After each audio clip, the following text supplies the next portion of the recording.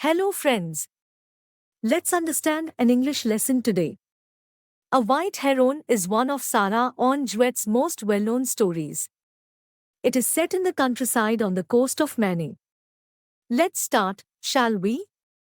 On a June evening, a 9-year-old girl named Sylvia sets forth to locate her cow, Mistress Mooley, deep within the woods. Finding Mistress Mooley proves to be a time-consuming task, since the crafty cow takes pleasure in hiding herself. Sylvia embraces this game with the cow and doesn't mind indulging Mistress Mooley's playful antics. After all, Sylvia lacks companions her own age, and she likens this hide-and-seek to a cherished pastime. They go back home once the game is over. Now their return is later than their typical schedule, leaving Sylvia anxious about her grandmother's reaction. Sylvia is aware that her grandmother is well acquainted with the cow's antics and will readily forgive her for the prolonged absence. Awaiting their return home is Sylvia's grandmother, Mrs. Tilly. She believes that Sylvia deliberately lingers in the outdoors because of her love for nature.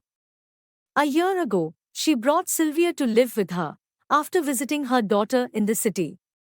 Sylvia's parents have many children, but Mrs. Tilly chose Sylvia because of her fear of people.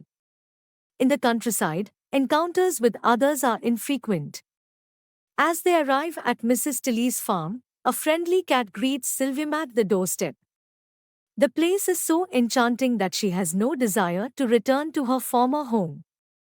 In the forest, as Mistress Mooley quenches her thirst, Sylvia enjoys the cold water against her feet, basking in tranquility while the evening birds sing melodically.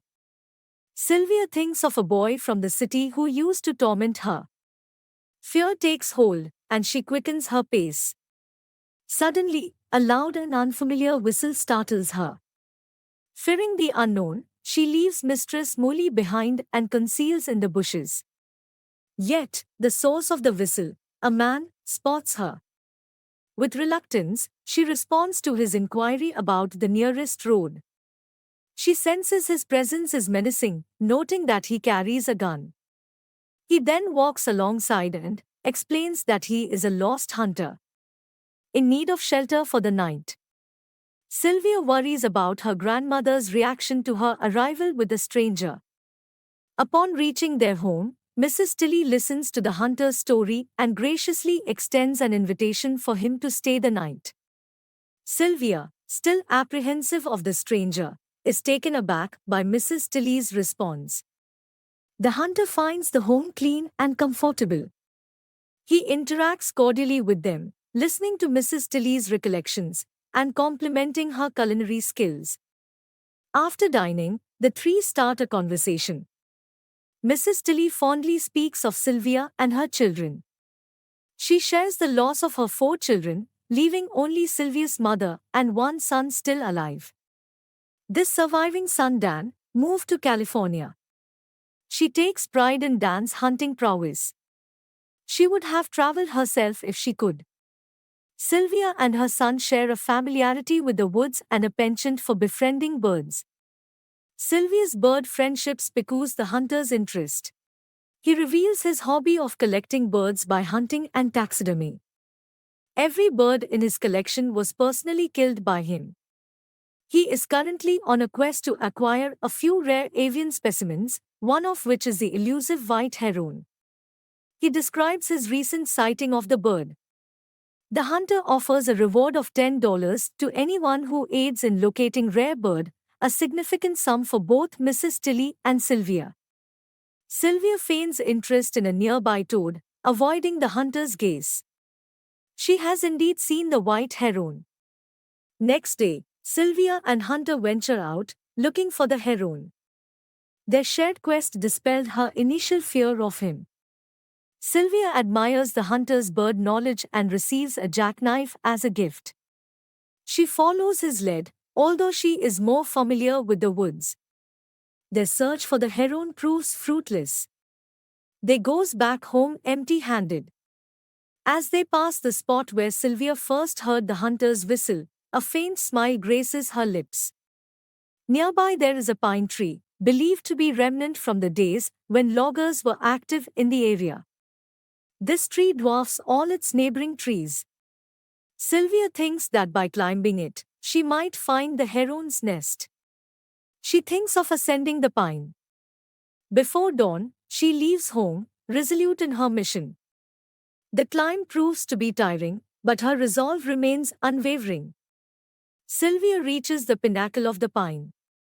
She takes in the breathtaking panorama, saving the scenic beauty of the countryside. She eventually spots the heron. Sylvia remains motionless. Soon, the tranquility is shattered by raucous catbirds, causing the magnificent heron to take flight. Sylvia watches as the heron soars gracefully and returns to its nest. Sylvia makes her way home, pondering how the hunter will react. Mrs. Tilly notices Sylvia's vacant bed and calls out for her. The hunter thinks of Sylvia's peculiar behavior. He knows that she has encountered the heron and is determined to ask her.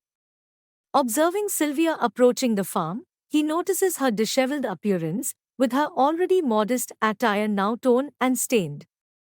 Both the hunter and Mrs. Tilly press Sylvia for answers, but she finds herself unable to speak. Her thoughts oscillate between the charm of the hunter's offered money and her grandmother's potential disappointment.